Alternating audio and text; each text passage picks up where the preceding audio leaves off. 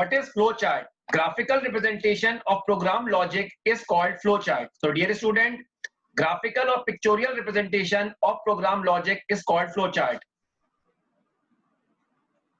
Symbols used in flowchart. Following are the symbols used in flowchart. Start and stop box. An oval represents a start or end point. Arrows.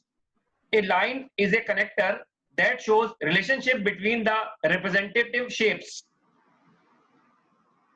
Input, output. A parallelogram represents input or output in flowchart. Process. A rectangle represents a process. Decision. A diamond indicates a decision.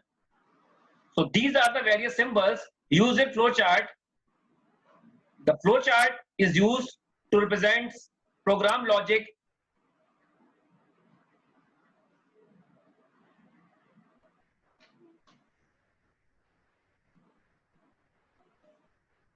Now I'm going to show you the example of flowcharts.